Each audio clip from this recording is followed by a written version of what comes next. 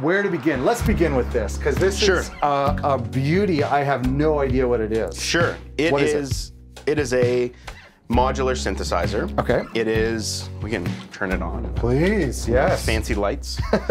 It is by a company called synthesizers.com. Okay. So if you actually go to synthesizers.com, you will find this company. And what they do is this looks different than what a lot of people know as modular because it's Eurorack format and it uses 1/8 inch. This is not Eurorack format. This is what they call 5U. And it's a larger format that's more in line with what the original Moog format was. When the first, you had Moog Modular, and then you had Mini Moog. Moog Modular looked like this. Yes. And then Mini Moog came after that. So these aren't exact replicas of all the different modules. They are different companies doing, some of them from synthesizer.com, some of them from other companies. So you built all of the, you handpicked all these pieces? Actually, I didn't. Okay. I was lucky enough to see online somebody selling this entire thing. Oh, wow. And I mean, not only was it a sort of a good deal, it saved me I resisted modular for so long because I knew like I'd just become homeless after, you know, like it was just so much of a learning curve. So much learning curve. And then, I know like a lot of people don't agree with this, but the 1/8 inch jacks, it just never could get into the small. Oh, okay. And as soon as I saw this and it was 1/4 inch and it was larger, I was so excited, and it is a beast. Where'd you get it from? Like Canada? Yeah, it was like a guy in Toronto. I got it from All Buttons In. Oh, okay, and so is there a difference in like sound or like character between the modular or Eurorack? Well, they're both modular. Okay, sorry. 5U, Eurorack, exactly. Because this is based on the Moog stuff, you said. Yeah. Okay.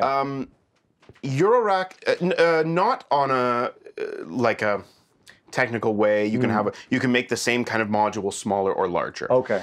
But the style with Eurorack tends to be more modern.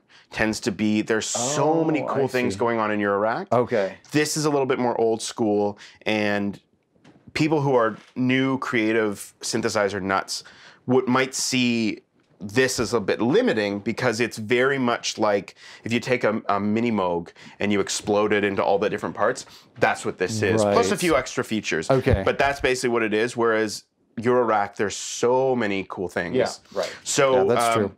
It's just a sort of a style thing, and for me, I wanted it in the big, simple, old school way. I like this. I like this a lot. Okay. It's very fun. I mean, it actually looks older than the .com era, so the synthesizer.com is throwing me off. Absolutely. So you got 3 oscillators here. 3 oscillators. This is a mixer.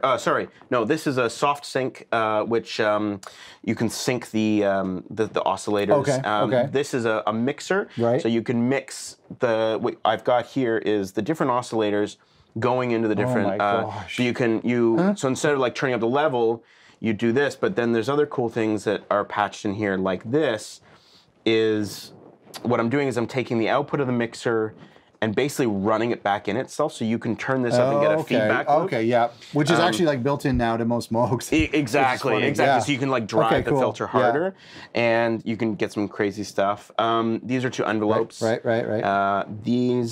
This is MIDI, which is really useful. So how does that work? Well, the MIDI comes in here, and it comes. That's actually like a MIDI. That's a MIDI cable. Connector. Oh wow! And it goes straight from my computer into here. Oh and then it gives me, what I need to access this.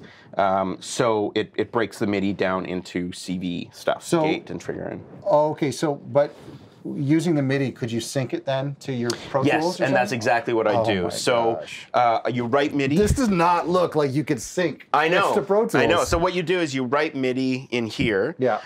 Or for instance, what I also love doing is the Bass Station 2 has an arpeggiator in it. Yeah. Okay. That sends MIDI. Okay. Which is really cool. So you can run that, record the MIDI on the computer, and then simultaneously spit it out to here, and then record the audio back in. Oh. So, and this is a great tool for people who, one thing we haven't really covered is the fact that you could come to this studio with you might have recorded some stuff at home on your own, and we flesh it out here, or so you might have even written your MIDI parts already. Right. Like write them with soft synths, drag them into my computer, and then we run it through here. And not only does it have a really big, robust sound, but then you get the the added bonus of being able to fiddle with it. So you can. What other sounds can you put through this? Easy there, Jay. I'm not paying for anything in here. Don't break anything. Well, you can run sounds through the filter. Okay.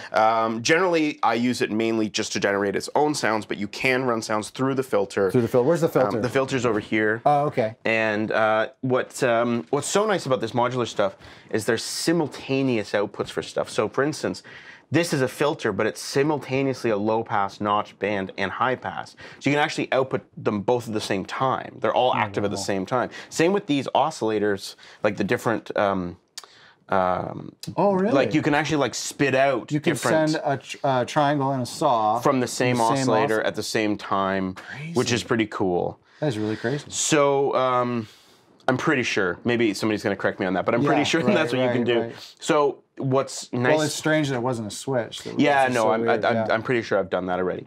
So, yeah, so you can run stuff through here, which is really nice. You can run other synths. You can take audio from the computer and run it through there. I love this thing. I mean, I'm at the place too where I'm starting to like drool over the modular world, but I'm really intimidated by it. I don't need another thing that costs a few $1,000s to collect. Well, I think that's why it did cost a few $1,000s to buy this. I'll ask you off camera because I'm really curious. but it was done. Yeah, like it was well, that's the thing. And so I've looked into expanding, and it's just too expensive. So this is it for now. Well, I've been looking into like some people will build like nice little wooden boxes. Beautiful. And will sell a few little modular units in it, and you buy this little $1,200 box. Yeah.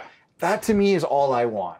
I think. Absolutely. For now. No, for sure. So I want something like this with a nice wooden box and much smaller. I'll show you after too, because on thesynths.com, if you want to get into this format, you can do this half the size. Oh, and cool. you can. This is what they call a portable box. Oh, okay. Because it's a little bit more robust, but you can get the nice wood cabinets. You can, and the end goal of this system. If you ever see like Hans Zimmer or what's his name who scored Junkie XL. Okay. The walls. You know, like you take this stuff and you put it in the nice wood furniture and you have an entire wall of it. Did you see they just announced their, what is it, the Moog LP1, I think? Yeah, LP3, I think. LP3, that's right. Yeah. And it's $35,000.